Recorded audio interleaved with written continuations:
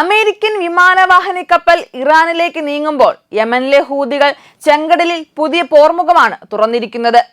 ഈ വിമാനവാഹിനി കപ്പൽ മാത്രമല്ല, അതിനൊപ്പം സഞ്ചരിക്കുന്ന കപ്പൽ വ്യൂഹത്തെയും ഹൂതികൾ ആക്രമിക്കുമെന്ന മുന്നറിയിപ്പാണ് അമേരിക്കൻ രഹസ്യാന്വേഷണ ഏജൻസികൾ തന്നെ പ്രതിരോധാസ്ഥാനമായ പെന്റഗണിന് നൽകിയിരിക്കുന്നത്. ഇതിനുള്ള തയ്യാറെടുപ്പുകൾ പൂർത്തിയാക്കി ഹൂതികൾ അവസരം കാത്തിരിക്കുകയാണെന്നാണ് റിപ്പോർട്ട്. ഇസ്രായേൽ അനുകൂല കപ്പലുകൾക്ക് നേരെ നിരന്തരം ആക്രമണം നടത്തി പരിചയമുള്ള ഹൂതികൾ കടലിലെ അപകടകാരികളാണ്. ഇറാനാണ് ഇവർക്ക് ആവശ്യമായുള്ള സകല ആയുധങ്ങളും നൽകി വരുന്നത്. പലവട്ടം ഹൂതികളുടെ കേന്ദ്രങ്ങൾക്ക് നേരെ അമേരിക്കയും ഇസ്രായേലും ആക്രമണങ്ങൾ നടത്തിയിട്ടുണ്ടെങ്കിലും ഇപ്പോഴും അവരുടെ ശക്തി ക്ഷയിച്ചിട്ടില്ലെന്നതാണ് യാഥാർത്ഥ്യം. ഇതുതന്നെയാണ് അമേരിക്കയുടെ ചങ്കിടിപ്പും വർദ്ധിപ്പിക്കുന്നത്. യമനിലെ ഹൂതി കേന്ദ്രങ്ങളിൽ അമേരിക്ക ആക്രമണം ശക്തമാക്കുന്നതിനിടയിൽ മാസങ്ങൾക്ക് മുൻപ് അമേരിക്കൻ കപ്പലുകൾക്ക് നേരെ 72 മണിക്കൂറിനിടെ 4ാം തവണയാണ് ഹൂതികൾ ആക്രമണം നടത്തിയിരുന്നത്. ഇതിൽ USS ഹാരി ട്രൂമാൻ എയർക്രാഫ്റ്റ് കാരിയറും ആക്രമിക്കപ്പെട്ടിരുന്നു. ഹൂതി ആക്രമണത്തിൽ നിരവധി മിസൈലുകളും ഡ്രോണുകളും പങ്കെടുത്തുവെന്നാണ് ഹൂതി സൈനിക വക്താവ് യാഹ്യ സാരി അന്ന് വ്യക്തമാക്കിയിരുന്നത്. ഇതേ ടീം തന്നെയാണ് ഇപ്പോൾ ഇറാനിൽ നിന്നും ഇറക്കുമതി ചെയ്ത ആയുധങ്ങൾ ചെങ്കടലിലെ തന്ത്രപ്രധാനമായ ഭാഗങ്ങളിൽ വിന്യസിച്ച് അമേരിക്കൻ വിമാനവാഹിനി കപ്പലിനെ ടാർഗറ്റ് ചെയ്ത് നിൽക്കുന്നത്. ഒരു നിർദ്ദേശം ലഭിച്ചാലുടൻ അമേരിക്കൻ യുദ്ധക്കപ്പലുകളെ കൂട്ടത്തോടെ കടലിൽ മുക്കുമെന്നാണ് ഹൂതികൾ നൽകിയിരിക്കുന്ന മുന്നറിയിപ്പ്.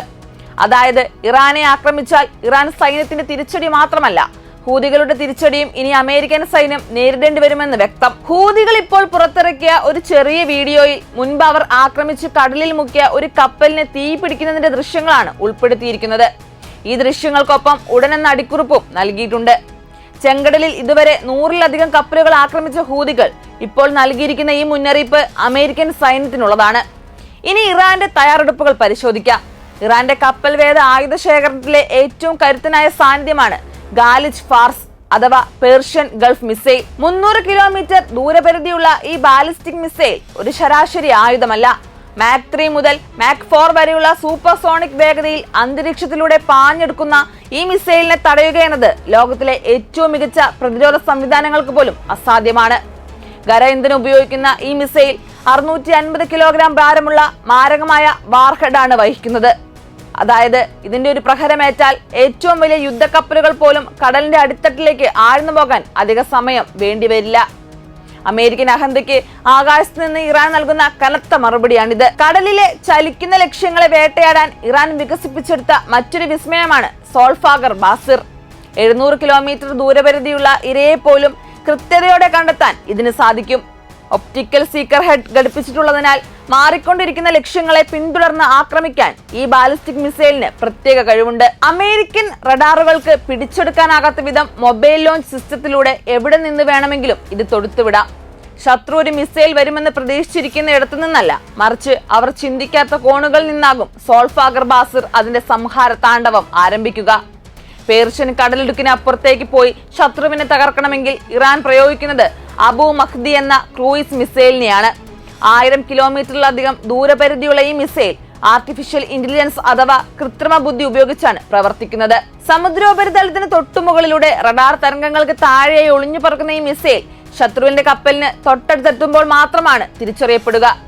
വിമാനവാഹിനി കപ്പലുകളെ പോലും വിറപ്പിക്കുന്ന ഈ കരുത്ത് ഇറാന് ഹോർമുസ് കടലിടുക്കിന് പുറത്തും വ്യക്തമായ മേധാവിത്വം നൽകുന്നു. ഇറാന്റെ തീരദേശ പ്രതിരോധത്തിന്റെ നട്ടെല്ല് നൂർ, ഖാദർ എന്നീ മിസൈലുകളാണ്. യഥാക്രമം 120 കിലോമീറ്ററും 300 കിലോമീറ്ററും ദൂരപരിധിയുള്ള ഇവ ട്രാക്കുകളിലോ ചെറിയ നാവിക കപ്പലുകളിലോ വിന്യസിപ്പിച്ചിരിക്കുന്നു. എന്നാൽ ഇതിനേക്കാൾ ഭീകരമായത് ഇറാന്റെ സ്വാം അറ്റാക്ക് തന്ത്രമാണ്. ചെറിയ സ്പീഡ് ബോട്ടുകളിൽ ഹ്രസ്വദൂര മിസൈലുകൾ ഘടിപ്പിച്ച് ഒരേ സമയം 100 കണക്കിന് ദിശകളിൽ നിന്ന് വലിയ യുദ്ധക്കപ്പലുകളെ വളയുന്ന രീതിയാണിത്. ഒരു കൂറ്റനാനയെ ഈച്ചക്കൂട്ടം ആക്രമിക്കുന്നത് പോലെ അമേരിക്കൻ വിമാനവാഹിനി കപ്പലുകളുടെ പ്രതിരോധ സംവിധാനങ്ങളെ തകർക്കാൻ ഇറാന്റെ ഈ കുഞ്ഞൻ ബോട്ടുകൾക്ക് സാധിക്കും.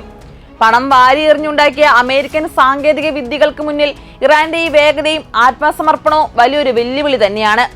അമേരിക്കൻ സൈനികർ സുരക്ഷിതമായ കവചങ്ങൾക്കുള്ളിലിരുന്ന് യുദ്ധം ചെയ്യാൻ ആഗ്രഹിക്കുമ്പോൾ ഇറാനിയൻ നാവികർ മരണത്തെ മുഖാമുഖം കാണാൻ തയ്യാറെടുക്കുന്നവരാണ്.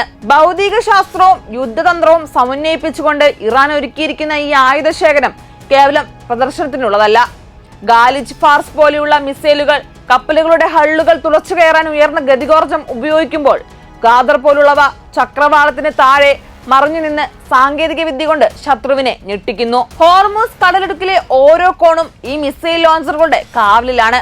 ലോകത്തെ കാണിക്കാൻ വേണ്ടി അമേരിക്ക ആയുധങ്ങൾ നിരത്തുമ്പോൾ എത്രയൊക്കെ വെട്ടിവീഴ്ത്തിയാലും വീണ്ടും കിളിർക്കുമെന്ന ദൃഢനിശ്ചയത്തോടെയാണ് യുദ്ധത്തെ സമീപിക്കുന്നതും ആയുധങ്ങളിൽ തൊടുന്നതും. ഇവിടെ നമ്മൾ ഓർക്കേണ്ടത് ചരിത്രമാണ്.